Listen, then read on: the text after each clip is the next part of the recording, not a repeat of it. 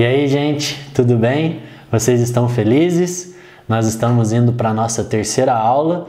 Eu espero que você esteja conseguindo entender tudo que eu estou passando para você. Eu queria pedir para que você deixasse um comentário aqui daquilo que você está aprendendo, daquilo que está edificando a sua vida. E se por um acaso você tem alguma dúvida, você pode me procurar, pode mandar mensagem lá para mim que eu estou disponível para te responder, tá bom? Então, recapitulando rapidamente, a gente já aprendeu sobre os princípios elementares.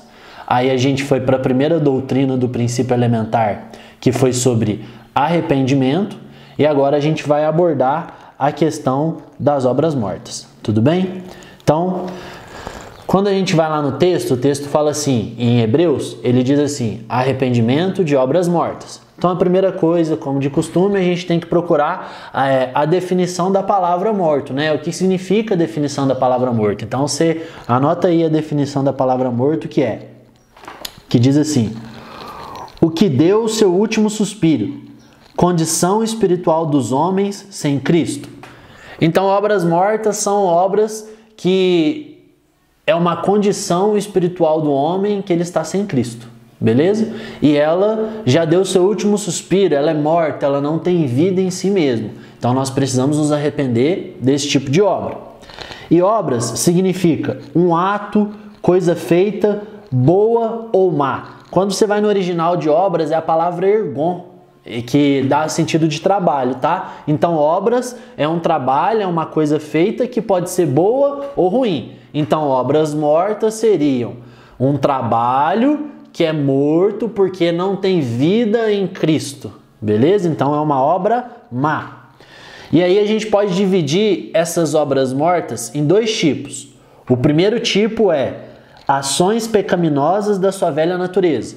Então, como se você montasse uma coluna e colocasse obras mortas, duas colunas. A primeira coluna é obras pecaminosas da velha natureza. Então, tudo aquilo que é pecado, toda ação pecaminosa, mentir, adulterar, cobiçar, ser corrupto e por aí vai, são trabalhos maus de uma natureza caída. Então, nós precisamos nos arrepender das nossas obras pecaminosas.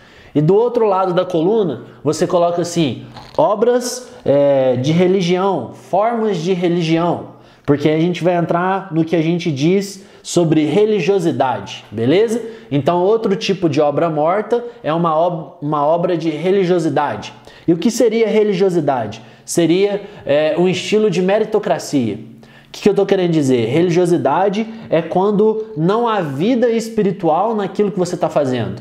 Eu vou melhorar isso que eu estou tentando te explicar. Religiosidade é meritocracia, é tentar merecer o coração de Deus. É quando você faz uma coisa com a motivação errada. Você faz para obter algo, para merecer algo, para conhecer o coração de Deus. Quando na verdade nós somos salvos pela graça e isso é dom de Deus. Então religiosidade é toda vez que eu faço algo sem entender o porquê, o pra quê ou até mesmo com a motivação errada. Então são esses dois tipos de obras que nós temos que são mortas e que o texto nos ensina a abandonar elas como um princípio doutrinário da base do Evangelho, certo? E aí, continuando esse raciocínio, hoje nós vamos ler bastante a Bíblia, então pega aí a sua Bíblia, abre os textos comigo. Se você tem o costume, risca o texto, marca o texto, para que isso ajude você a memorizar, beleza? Então, o que nós vamos relatar nesses textos que a gente vai ler? Todos esses problemas das obras mortas. Então a gente vai ver o que é ruim e nós vamos encerrar a aula de hoje vendo o que são obras vivas, tá bom? Então vamos lá, o primeiro texto vai ser 2 Timóteo, capítulo 3, versículo 5. 2 Timóteo, capítulo 3, versículo 5, que diz assim, e ainda que mantenham uma forma exterior de religiosidade, negam o seu poder. Então, o que esse texto está dizendo? Que a piedade não tem poder nenhum, porque é uma falsa piedade, é uma religiosidade. E toda obra que vem de um coração religioso, ela não tem poder nenhum. Por mais que a pessoa tenha uma expectativa de que aquilo vai gerar algo, vai gerar algum benefício, ela não tem poder, porque ela está vindo de um lugar errado, está vindo de um coração corrompido. Então, que nós não venhamos a sermos piedosos, entre aspas, com a motivação errada e com religiosidade, porque esse tipo de obra não tem poder. Agora vamos lá para Romanos, capítulo 14, versículo 23. Romanos 14, versículo 23. O texto diz assim: mas quem nutre dúvidas, condena-se se comer, porque sua ação não se baseia na fé, e o que não se baseia na fé é pecado. Então vamos lá. O que eu estou querendo dizer com isso aqui? Obra sem fé é pecado. Então toda vez também que eu pratico algum tipo de ato, mas isso não provém de fé, isso é pecado. Então a minha obra ela tem que ser carregada de fé. É até interessante, né, que Tiago fala sobre você ter fé, mas não ter obras vivas. Mas também não existe obras vivas sem fé, porque obra sem fé é morta e é pecado, beleza? Então tudo que nós fazemos tem que vir de uma consciência de fé. A motivação tem que partir de uma consciência de fé, e essa fé tem que ser uma fé pura, honesta, esclarecida por Deus e pelas Escrituras. Vamos lá agora em Isaías 64, 6. Eu particularmente gosto muito desse texto porque ele desafia muito o nosso coração. Isaías 64, versículo 6, diz assim: todos nós somos como o impuro, todos os nossos atos de justiça são como trapos de menstruação, murchamos todos nós como folhas, e nossos erros levam-nos embora como vento. Uau! Esse texto é muito pesado. Talvez na sua versão estava trapos de imundícia. Na minha versão já traduziu esse trapo de imundícia como trapo de menstruação. O que esse texto está querendo dizer? Ele está falando sobre obras mortas, de obras religiosas que partem da ideia de ter uma própria justiça, certo? Eu vou dar um exemplo de Adão e Eva, quando eles cobriram a sua nudez com folhas. Chega a soar bizarro isso perante Deus, porque Deus tem a maneira certa de nos cobrir, como nós falamos na última aula. Quando nós confessamos o nosso pecado para Deus, nós somos perdoados, nós somos livres da culpa. E aí, aplicando o texto de Gênesis, nós somos cobertos pelo sacrifício que o Pai fez no Filho. Então nós somos cobertos pelo Cordeiro de Deus, e só assim nós somos justificados.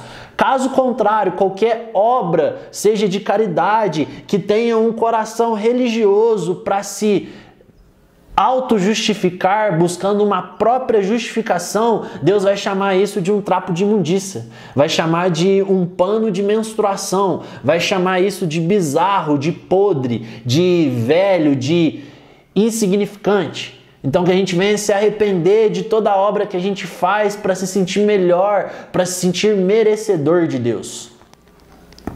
Agora vamos lá em Gênesis capítulo 3. Vocês estão me acompanhando aí? Tá fazendo sentido para vocês?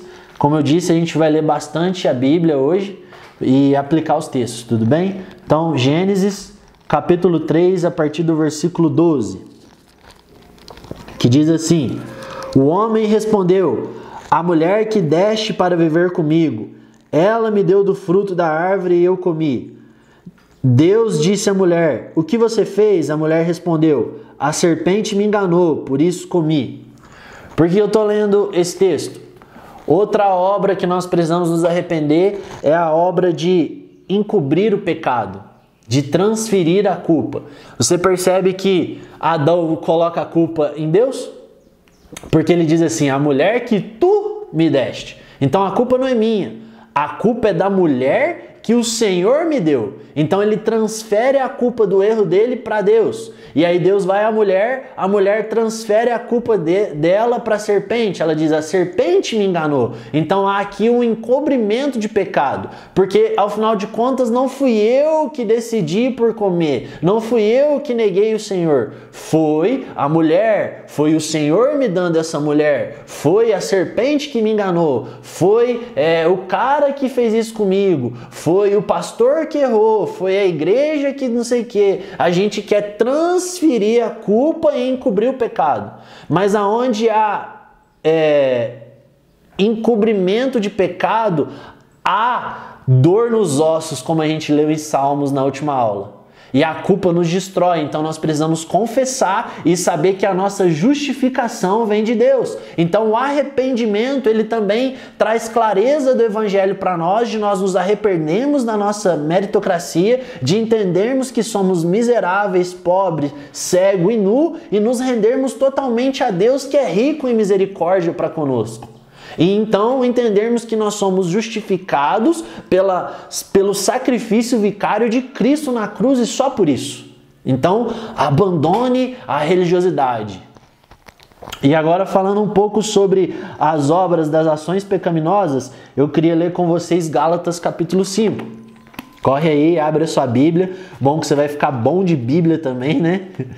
Gálatas, capítulo 5. Uma coisa interessante que eu estava ouvindo hoje, antes de gravar essa aula, Max Lucado, no livro dele, ele diz o seguinte, que Jesus ele não conhecia as Escrituras por pleno conhecimento, simplesmente por conhecimento, onde está o texto e porquê do texto, mas ele conhecia o texto e a maneira como aplicar.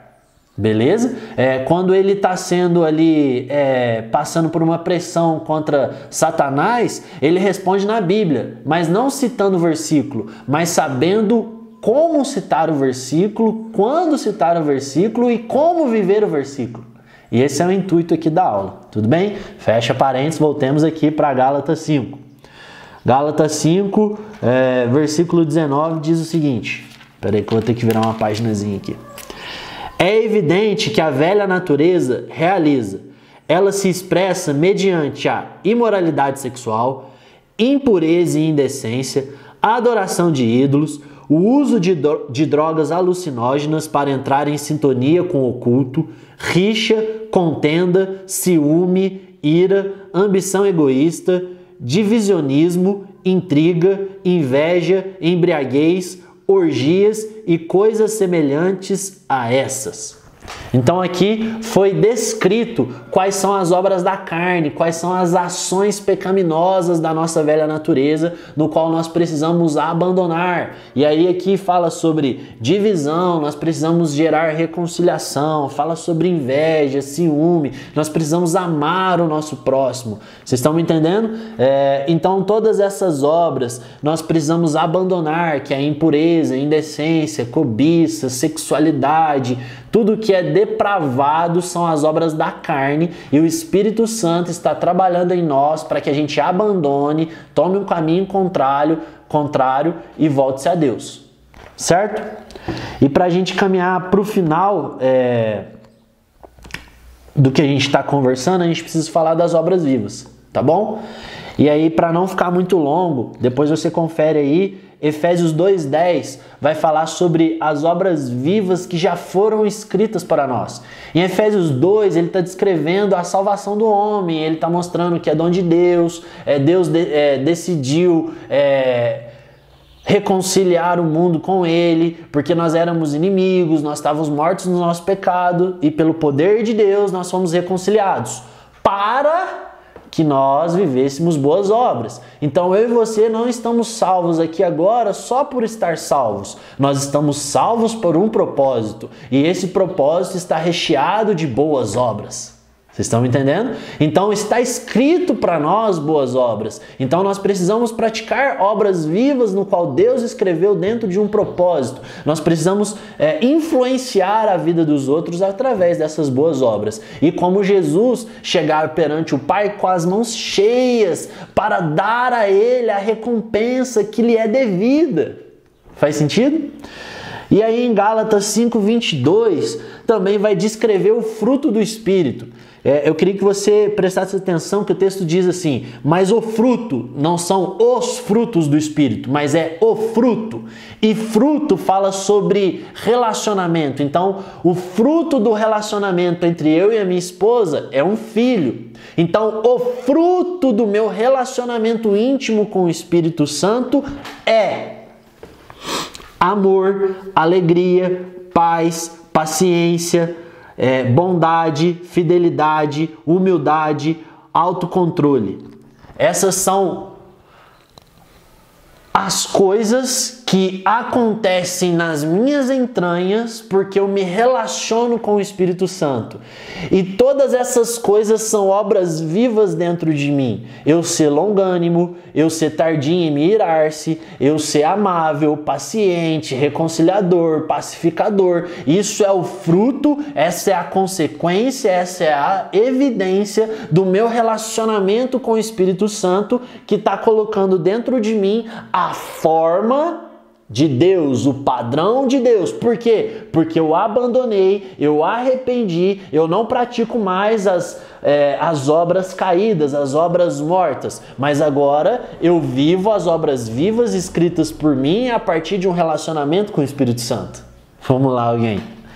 E aí, para a gente fechar, queria que você abrisse o último texto aí, que é 1 Tessalonicenses, capítulo 1, versículo 3. 1 Tessalonicenses, capítulo 1, versículo 3. O texto diz assim: trazendo à mente perante Deus nosso Pai o que o Senhor Jesus realizou em vocês. Com a sua fé produz ação, seu amor, trabalho árduo e sua esperança, perseverança. Beleza? Então o texto aqui está dizendo que a nossa fé, ela produz ações de amor, que o nosso trabalho árduo gera esperança e perseverança. Então, nós temos boas obras para viver, obras vivas de amor, que geram amor e esperança e perseverança. Então, quando eu tenho ações mediante o Jesus, isso faz com que o meu trabalho árduo espalhe amor, esperança e perseverança, ok? Então, grave isso. Nós vamos abandonar as nossas obras mortas, que são obras do velho homem, da velha natureza, e que são obras de religiosidade, de meritocracia, de justiça própria, para colocar obras vivas e as boas obras que está escrito para nós e que vem mediante um relacionamento íntimo com o Espírito Santo. Amém? Então, até a próxima aula. Valeu!